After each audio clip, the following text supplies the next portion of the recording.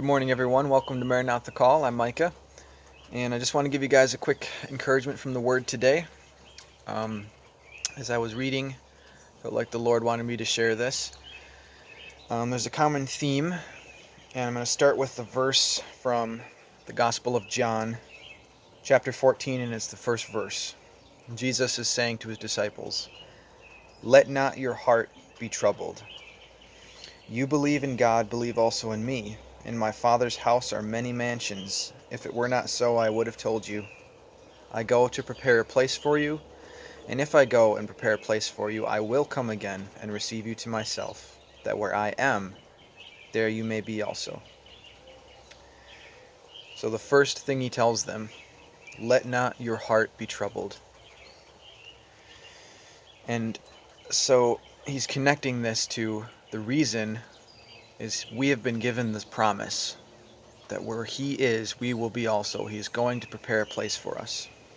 So with that in mind, let's also look at Matthew 24 and verse 6. And Jesus is speaking again and says, "You will hear of wars and rumors of wars. See that you are not troubled. For all these things must come to pass, but the end is not yet." And he's speaking to his disciples again, and this is laid out. He's telling us we will be seeing birth pangs, and we'll be seeing these things increasing, and they're scary things. They're earthquakes, wars, pestilences, famines, and tribulation, persecution. These things are going to be going on, and he says, don't let your heart be troubled. The end is not yet.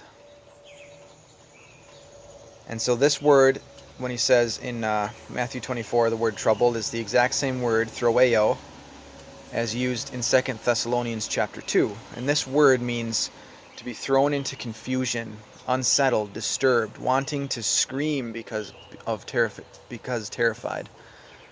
So this is a very intense troubled. He's saying don't be troubled in this way. So 2 Thessalonians 2, yet again the church is told not to be troubled. Paul is writing to the Thessalonians and says, "Now, brethren, concerning the coming of our Lord Jesus Christ and our gathering together to him, we ask you not to be shaken in mind or troubled, throweo, either by spirit or by word or by letter, as if from us, as though the day of Christ had come." And so, both Matthew 24 and Thessalonians, he's addressing the exact same thing. Basically, this temptation to believe we've entered the day of the Lord. This is the great tribulation. And his encouragement over and over again, the encouragement of the word, is do not be troubled. And in John, the Gospel of John, Jesus says, do not let your heart be troubled. I am going to prepare a place for you. And then in 1 Thessalonians, I'll finish with this.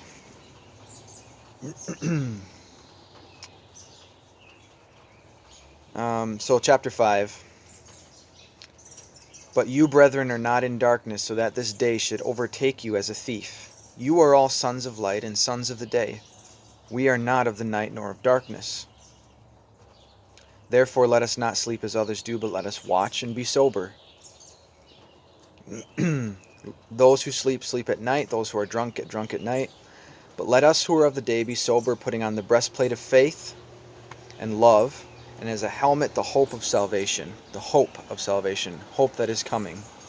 "For this reason," this is for God did not appoint us to wrath, but to obtain salvation through our Lord Jesus Christ, who died for us, that whether we wake or sleep, we should live together with him. Therefore comfort each other and edify one another, just as you are doing. This is the comfort that the church has, the believers in Jesus have, those saved by his blood who have believed on him, is not to be terrified, not to be shaken in mind, not to be thrown into confusion and to want to scream through being terrified, because we have this promise. He has prepared a place for us. And he has not appointed us to wrath. Because of what he did, because he died for us, and we have put him on, we have something way, way, way more amazing and glorious, and there is no need to fear. So that's the comfort from the word that I want to give you guys this morning, and that's the heart of God. That's his character. He takes no pleasure, even in the death of the wicked. When he pours out his wrath on this earth in that 7-year day of the Lord, he's not doing it with pleasure. His heart is breaking as he's pouring it out on a Christ-rejecting world. And in the same way, our hearts should not be looking forward to that time either. Woe to you who desire the day of the Lord, as the prophet writes in the Old Testament. What good is that day to you? It's a day of darkness and not light. But we who have accepted the sacrifice of Jesus, we have that promise. He's prepared a place for us during that time, and we will be with him. So be encouraged today and dig into the Word, guys. Dig into Jesus Christ, because he's the refuge. And to know him is to meet every need and every desire and every dream in Jesus Christ alone. So God bless you guys, and I hope you're encouraged today. And Maranatha.